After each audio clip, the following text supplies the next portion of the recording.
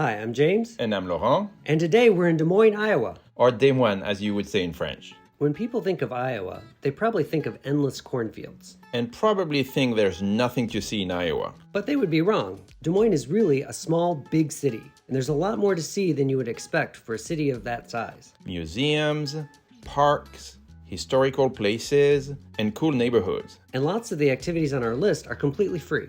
And in this video, we'll show you our top 8 favorite things to do in Des Moines. So let's go!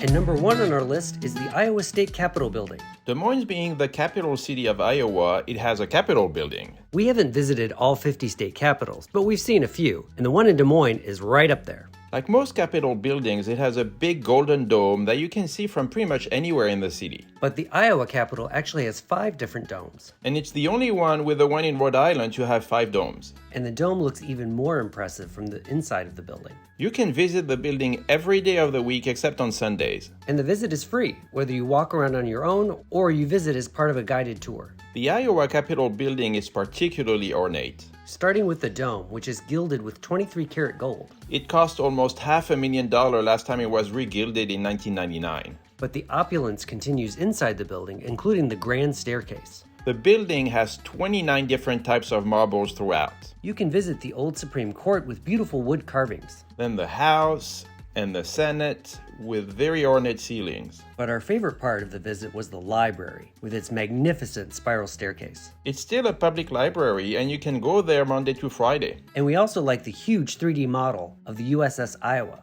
If you just visit one monument in Des Moines, it should be the state capitol. And number 2 on our list is the Pappajohn Sculpture Park. This is a 4-acre park located right downtown on the other side of the river from the state capitol. And it is named after the venture capitalist who donated 24 sculptures to create the park. It is also a completely free attraction, and it's great for the whole family because you don't have to be an art connoisseur to appreciate some of the statues. No matter what you're into, there will be one you'll enjoy. A lot of them are pretty fun and whimsical. And the park features sculptures by some of our favorite artists. It has a pumpkin by Yayoi Kusama, similar to the one we saw in Naoshima Island in Japan. And the Nomad by Jaume Plenza. It's a 20-foot human shape made of letters, and you can walk inside. And we have a smaller one just like it within walking distance of our house in Milwaukee. And there's plenty of other sculptures, like the White Ghost, the 3 dancing figures, or this hollow robe.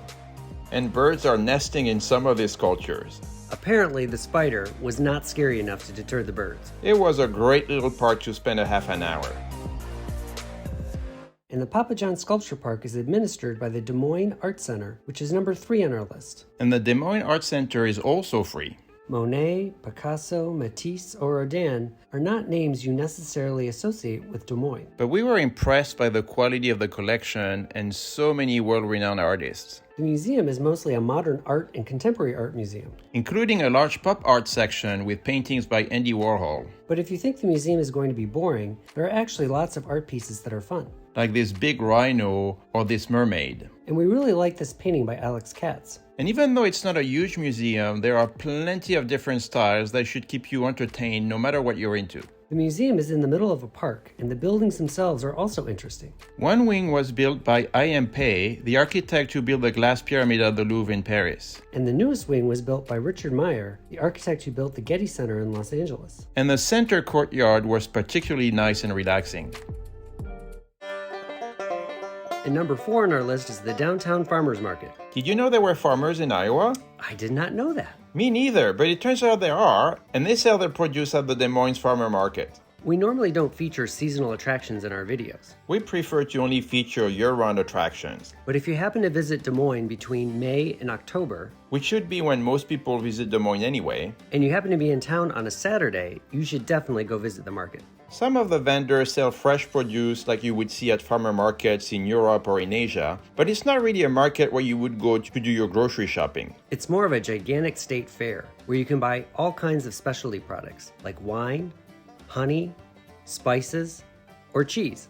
And you can also find lots of arts and crafts and souvenirs. And if you're not going to buy anything, it's great to stroll around all the stands and go get food while listening to some live music. The downtown market has more than 300 vendors and they come from all over the state. And the market attracts 25,000 visitors on a normal day, so it can be a little bit crowded. But it's a fun activity for the whole family.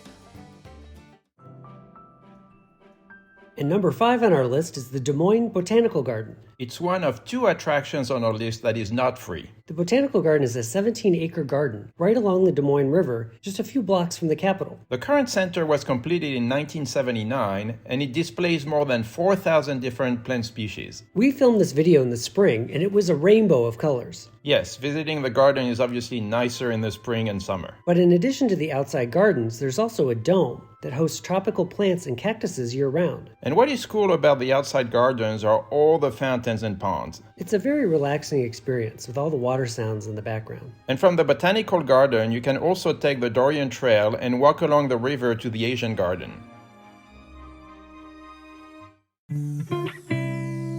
And number 6 on our list is the Blank Park Zoo. It is the other attraction on our list that is not free. The zoo has 1,500 animals from 100 different species. And it's the only accredited zoo in Iowa. If you have kids and they've never been to a bigger zoo, like San Diego or Brookfield, then you should absolutely go to the Blank Park Zoo. If you don't have kids though, Blank Park is obviously a smaller zoo. It's small, but it still has most of the animals you'd expect to see at the zoo. The zoo is organized by regions of the world, and the highlights of the African sections are the lions. We counted 4 of them, including a male with a huge mane. And you can see them from really up close. If there wasn't a window, you could touch them. Another highlight are the 2 black rhinos, although we weren't able to film them close up. But what we saw close up was a baby giraffe. He was so cute. There is also an Australian section where you can walk inside the wallabies enclosure.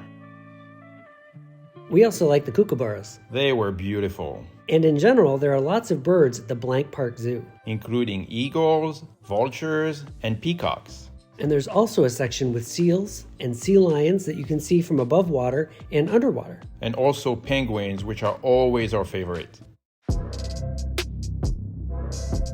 In our videos, we mostly cover museums and monuments and attractions, but when we visit a city, we also like to explore cool neighborhoods. And the hipster neighborhood in Des Moines is the East Village, number 7 on our list. East Village is the neighborhood between the state capitol and the Des Moines River. And it's going to smash any preconceived ideas you may have about Des Moines. The East Village is the gay neighborhood where you can find tons of bars and restaurants. But it also has lots of really cool stores. Like clothing stores, antique stores, and souvenir stores. And just all kinds of random stores we did not expect to find in Des Moines. The whole neighborhood has cool vibes.